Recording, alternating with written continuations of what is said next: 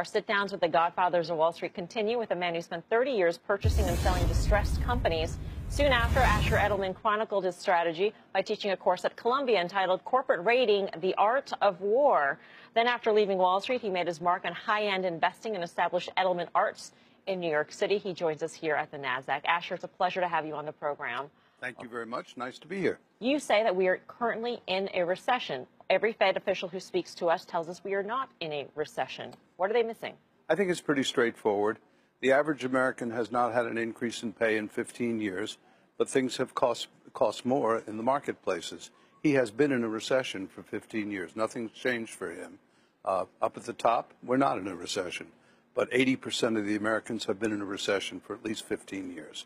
So how does that translate into investing, into the stock market? Is it that it's a recession that seems like nobody realizes we are in one, and certainly nobody realizes we've been in one for 15 years? Who is your nobody?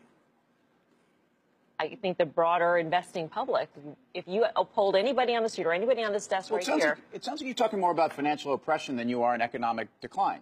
I mean, I get the fact that a lot of people aren't doing as well because structurally society isn't rewarding them maybe where they should. I'm not going to get into that. That's a social issue. I'm talking about money and economics. People can buy less for what they have now than they could 15 years ago. In their lives, that's a recession.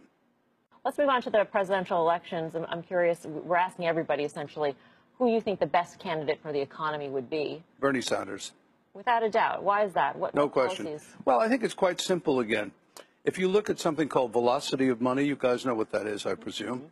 That means how much gets spent and turns around. When you have the top 1% getting money, they spend 5–10% of what they earn.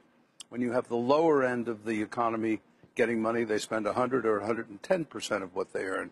As you've had a transfer of wealth to the top and a transfer of income to the top, you have a shrinking consumer base, basically, and you have a shrinking velocity of money. Bernie is the only person out there who I think is talking at all about both fiscal stimulation and banking rules that will get the banks to begin to generate lending again as opposed to speculation. Okay. So from an economic point of view, it's straightforward.